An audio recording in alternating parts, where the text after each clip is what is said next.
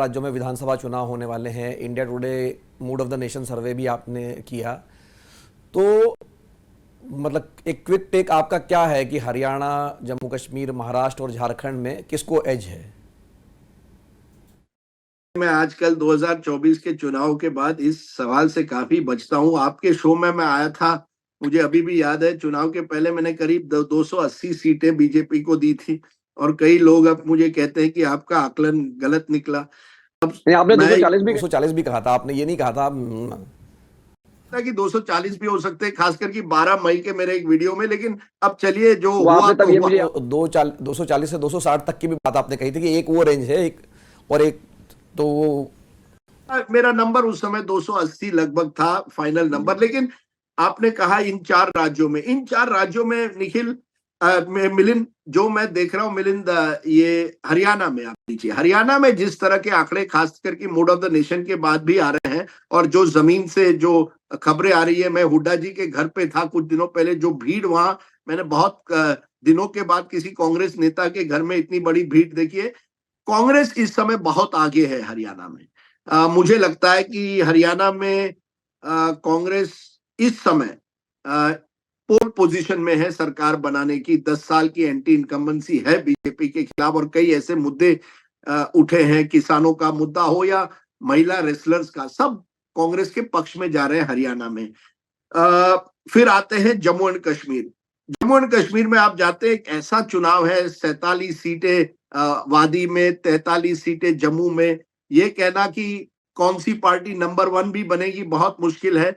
लगता है कि जो भी होगा कोलिशन सरकार वहां बनेगी, यानी चुनाव के बाद ही आपको पता चलेगा कि सरकार का असली स्वरूप क्या होता है। क्या कांग्रेस जम्मू रीजन में सीटें ला पाती है? अगर ला पाती है तो शायद एनसी कांग्रेस को एडवांटेज हो, या बीजेपी का स्वीप अगर जम्मू में होता है तो ही बीजेपी के हाथ में कुछ होगा, नई सरकार बनाने में उनकी कोई भूमिका हो सकती है।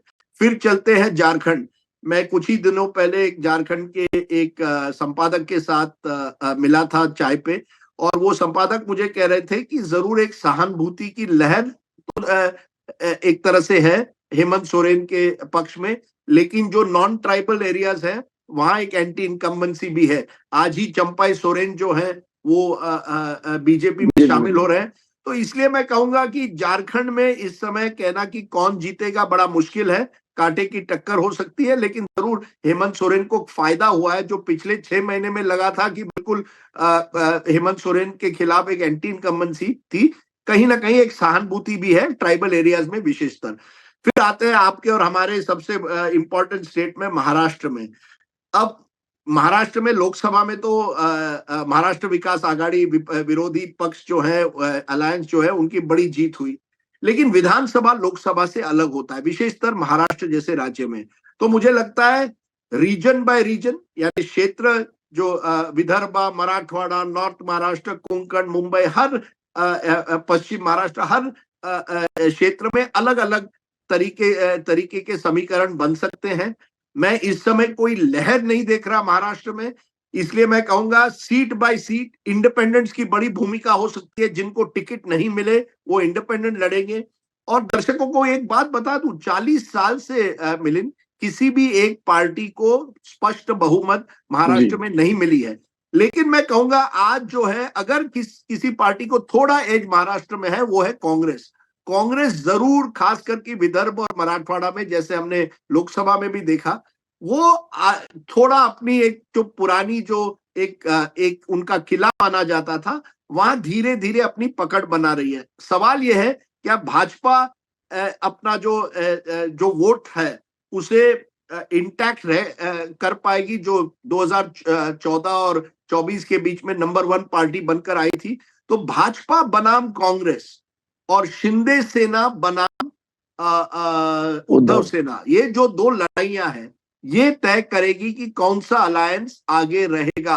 कई लोग मुझे कहते हैं कि अभी भी एज एमवीए को है, लेकिन महाराष्ट्र जैसे राज्य में मुझे लगता है आखिरी महीने में ही पता चलेगा कि किस तरह हवा झुक रही है, क्योंकि जो समीकरण है वो अभी भी बदल सकते हैं। महाराष्ट्र पे मैं सिर्फ एक सवाल आखिर में और जोड़ रहा हूं, क्योंकि महाराष्ट्र और हरियाणा के चुनाव अब तक हमने देखा कि साथ साथ होते थे, इस बार अलग अलग हुए। उसका कारण यह भी है कि महाराष्ट्र का जो हाउस है वो 26 नवंबर तक है, लेकिन अब ये दो धारी तलवार है, मतलब अगर आप महिलाओं को पैसे दे रहे हैं तो आप अक्टूबर तक पैसे देकर आप अपने, और जितना समय जाएगा उतना हो सकता है कि जो एडवांटेज विपक्ष को है वो कम कम होता जाएगा। ये धारणा शायद सरकार की होगी, लेकिन ये उल्टा भी पड़ सकता है, खास करके जिस तरह की घटनाएं हुई बदलापुर में, या मान लीजिए जैसे अब शिवाजी महाराज का प्रतिमा के साथ जो हुआ। तो ये मतलब ये दोनों तरफ से एक फैसला दोनों तरफ काम कर सकता है, खास करके जो रूलिंग गवर्नमेंट है उसके लिए। देखिए, ये महाराष्ट्र का एक्स फैक्टर यही है, ये लाडली बहन स्कीम, उसका कितना इम्पैक्ट जमीन पर होता है। सरकार के कुछ नुमाइंदे मुझे कहते हैं शिंदे सरकार के कि देखिए हम 3 करोड़ महिलाओं को बेनिफिट दे रहे हैं, 3,000 रुपए तो दे दिए, अगले महीने भी 3,000 देंगे सितंबर अक्टूबर के। लेकिन क्या इससे लोग वोटर बिल्कुल बदल जाएंगे, ये बड़ा सवाल है। जैसे मैंने कहा, सरकार के पक्ष में कुछ फैक्टर्स हैं।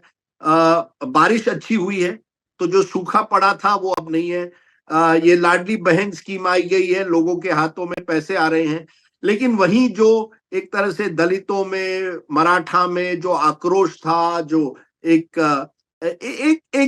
एक ऐसा माहौल बन गया था, एक सरकार विरोधी माहौल, क्या वो अभी भी बरकरार है या गुस्सा कम हुआ है, ये कहना इस समय मुश्किल है। मुझे लगता है महाराष्ट्र की स्थिति पर हमें लंबी बातचीत करनी चाहिए अक्टूबर में, तब तक पता चलेगा कि ये लाडली बहन स्कीम का आखिर में जमीन पर कितना उसका असर हो रहा है। क्योंकि एक तो है कि आप एक स्कीम अनाउंस करते हैं, लेकिन वोटर भी जानता है, जब आप लास्ट मिनट करते हैं, 2-3 महीने रह गए चुनाव में, वोटर भी जान जाता है कभी कभी कि ये केवल मुझे लुभाने के लिए किया जा रहा है।